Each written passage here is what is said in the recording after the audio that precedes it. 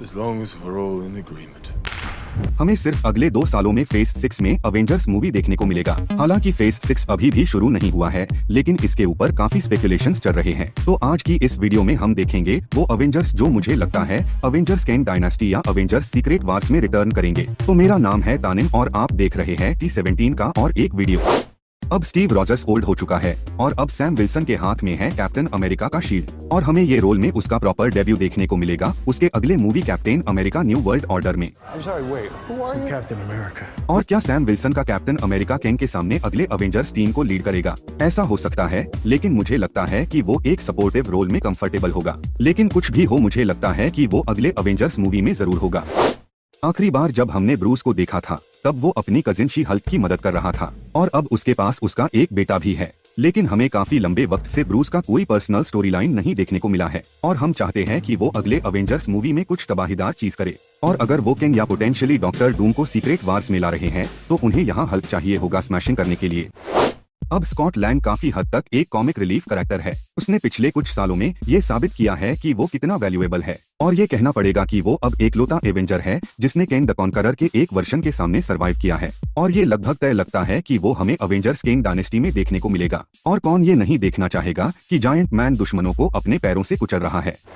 अब ऐसा हो ही नहीं सकता कि पीटर पार्कर हमें दोबारा ना देखने को मिले। आखिरकार जब सोनी और मार्वल फिलहाल डेवलपमेंट में है स्पाइडी के चौथी फिल्म के लिए और वो बहुत वैल्यूएबल है सोनी और मार्वल दोनों के लिए। फिलहाल कोई भी नहीं जानता है कि पीटर पार्कर ही स्पाइडरमैन है, लेकिन कैंग डायनास्टी और सीक्रेट वार्स में ये चीज जरूर से चेंज होगा।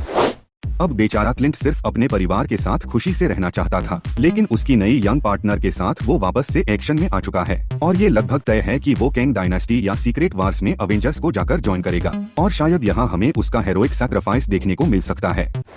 अब क्रिस हेम्सवर्थ ने थॉर को आगे नहीं प्ले करने के बारे में बात किया है, लेकिन वो इस कैरेक्टर को प्यार करता है, तो आप एक्सपेक्ट कर सकते हो कि हमें गॉड ऑफ थंडर वापस से एक्शन में देखने को मिलेगा और ये करने के लिए एक ह्यूज अवेंजर्स क्रॉसओवर से अच्छी जगह हो ही नहीं सकती। और यहाँ हमें थॉर और लोकी का रियूनियन भी देखने को मिल सकता है और मुझे नहीं लगता कि मार्वल इस बात को नजरअंदाज करेंगे, क्योंकि ये उनके पास अवसर है फैंस को खुश करने का।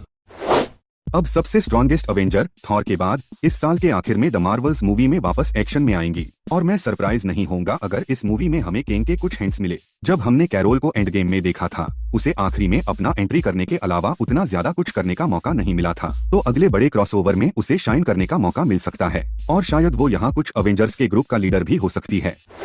अब WandaVision के बाद से हमने व्हाइट विजन को नहीं देखा है और यहाँ हमें उसका रिटर्न देखने को मिल सकता है और शायद वो अपने ओरिजिनल फॉर्म को रिगेन कर ले। और अगर वो रिटर्न करता है तो हमें यहाँ उसका ट्रू पोटेंशियल देखने को मिलेगा और वो यहाँ सबसे पावरफुल अवेंजर्स में से एक बन जाएगा और वो यहाँ कैंग के साथ लड़ाई में बाकी के सुपर हीरोज को ज्वाइन करेगा।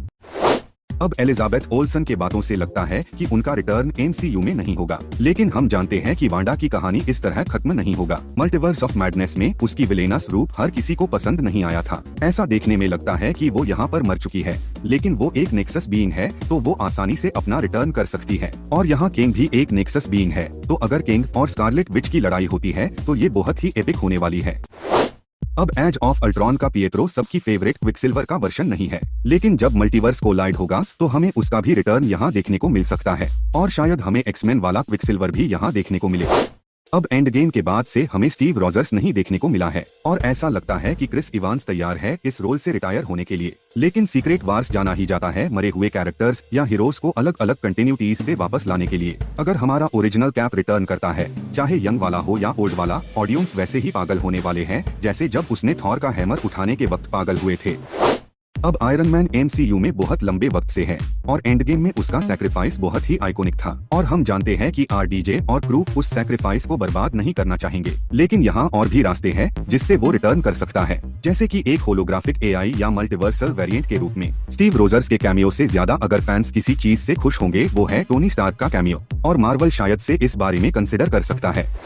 तो ये है वो अवेंजर्स जो मुझे लगता है अपना रिटर्न कर सकते हैं, लेकिन क्या कोई और अवेंजर है जो आपको लगता है कि कैंग डायनास्टी या सीक्रेट वार्स में अपना रिटर्न कर सकता है? कमेंट में बताएं। तो मिलते हैं अगले वीडियो में, जाने के पहले वीडियो को लाइक और चैनल को सब्सक्राइब कर देना।